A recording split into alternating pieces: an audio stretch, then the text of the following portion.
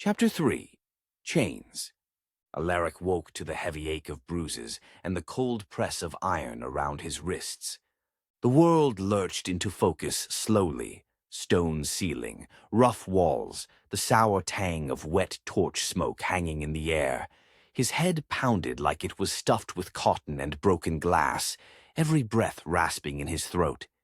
He tried to move and felt the sharp bite of a shackle yank him back. His hands were bound together, loose enough to walk, but tight enough to hurt. His ankles, too, though with enough slack for short steps. Transport shackles. Not meant for punishment, meant for moving bodies from one place to another. His stomach twisted. He wasn't dead. He wasn't left bleeding in an alley. That would have been easier. He shifted his weight carefully. The shackles around his wrists pulsed with faint golden lines, meant to keep his power sealed. The current inside him was still there. He could feel it thrumming beneath the surface, but it was muffled. A door clanked open somewhere ahead. Heavy iron hinges moaned and cold air stirred through the hallway. Two guards passed into view. Empire colors, deep crimson sashes over dull steel breastplates. Their faces were hidden by half-helms, but their movements were relaxed, careless, like they didn't see him as a threat. Like he was just another sack of grain to be loaded up and shipped out. They didn't even look directly at him. Good, he thought bitterly. He would use that. One of the guards muttered something as they passed. Another one for the Citadel. Poor bastard. The other snorted. Hope this one makes it farther than the last. I heard it took 3 mages to drag her back after she broke loose. Their voices bled into the stone, fading into nothing. Citadel. The word sank its teeth into Aleric's chest and stayed there. They weren't taking him to trial. They weren't dragging him before a city judge to be fined, whipped, or exiled. They were moving him deeper into the Empire. He squeezed his eyes shut for a moment, forcing the rising panic down. Not yet. Not here. He needed to think. Footsteps again. Louder this time, sharper. Aleric didn't lift his head until he felt the presence, heavy as a hammer against the air. The red-cloaked mage stood in the open doorway, framed by the torchlight. His face was unreadable, a cold imprint against the smoke and stone. The insignia on his chest gleamed faintly, a pair of wings wrapped around a burning crown. Without speaking, the mage stepped aside. 2 more guards moved forward. One touched a rod to the shackles. The runes hissed and faltered, letting Aleric stumble upright with his wrists still bound. Walk! One of the guards barked. Aleric rose slowly, every muscle protesting. His legs felt like waterlogged wood.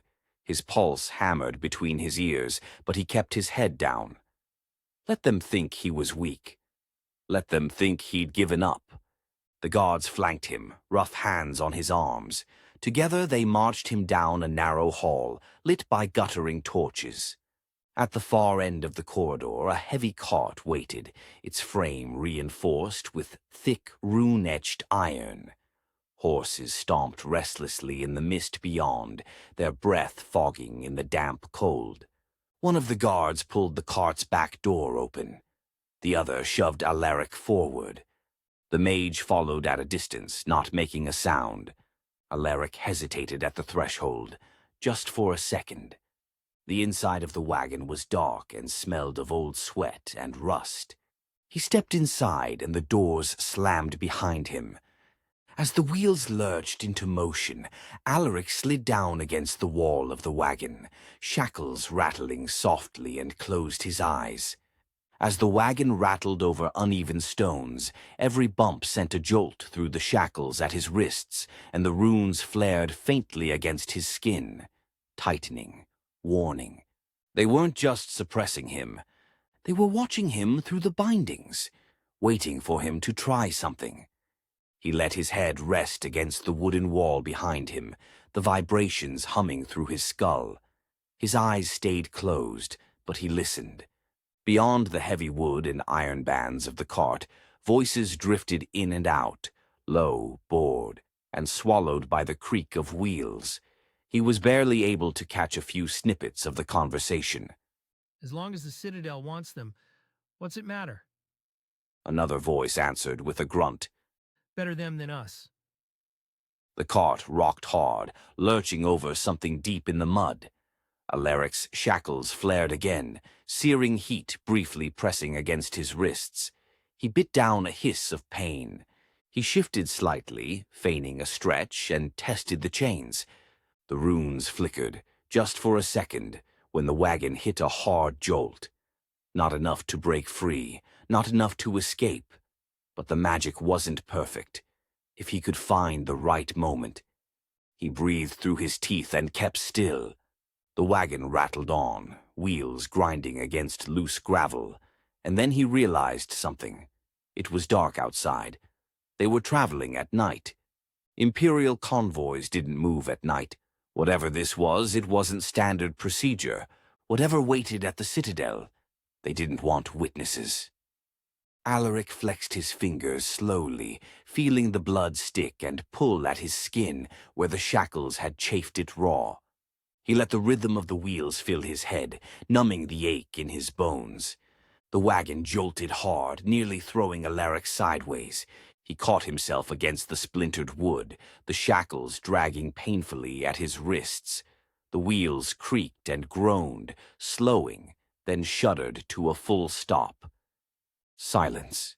For a moment, the only sound was the slow, labored breathing of the horses outside and the faint crackle of torches in the mist. Aleric stayed where he was, every muscle rigid.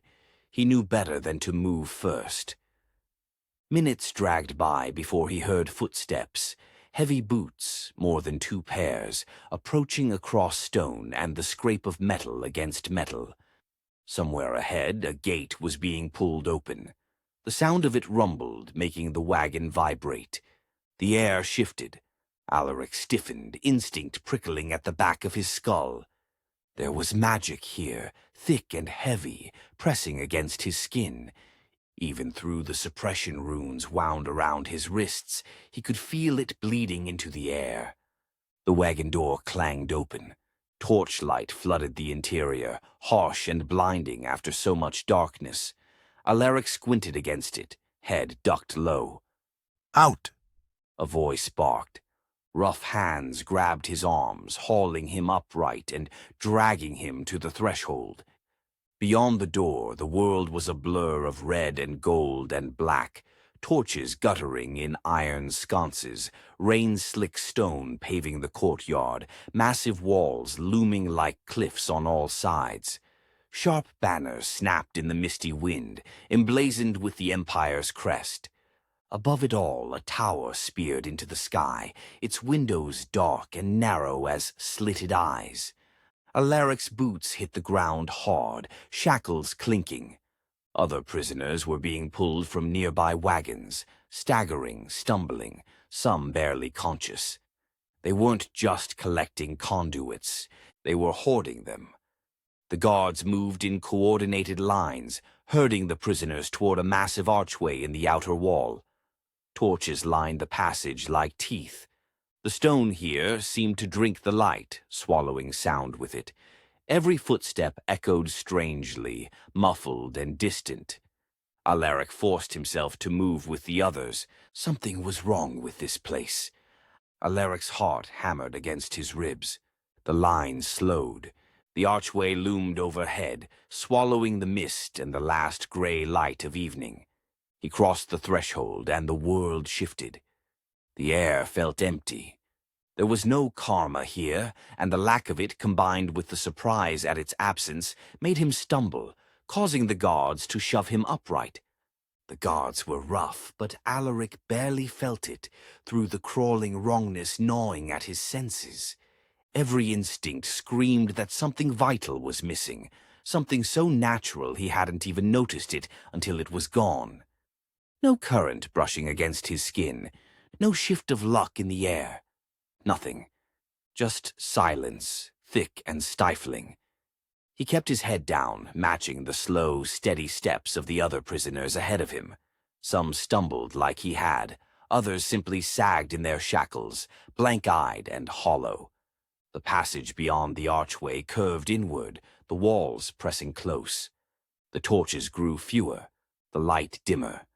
Somewhere ahead, a heavy door groaned open on iron hinges. The guards barked orders, dragging the prisoners into rough lines. Names were called, snapped out without ceremony, and men in scribes' robes checked them off against stained parchments.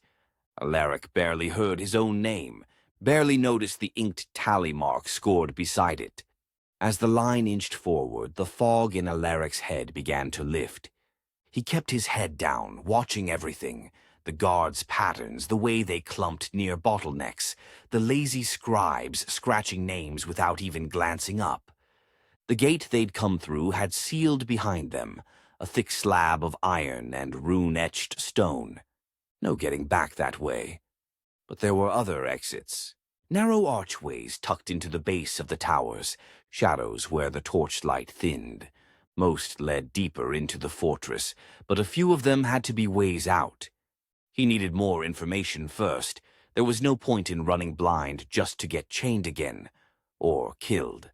The line shuffled forward, and Aleric forced himself to move with it. Slow, steady, forgettable. He needed a plan. Another door loomed ahead, wider than the last, barred with dark metal that shimmered faintly with warding runes. As the line funneled toward it, the guards tightened their formation, shepherding the prisoners like livestock. Aleric counted silently. 8 guards, 3 scribes, no visible mages, yet. Too many for a direct escape. The prisoners ahead of him were being separated, split into groups and pushed through branching corridors. Some were led down steep staircases, vanishing into shadow. Others were directed through grated doors that slammed shut with a teeth-jarring clang. He caught glimpses between bodies, narrow cells, iron manacles hammered into the walls, rooms filled with rows of battered cots. Men and women already shackled to the stones, their heads bowed in exhausted resignation. This wasn't just a holding facility, it was a sorting ground. They were being categorized. He shifted slightly in the line, shackles scraping against each other.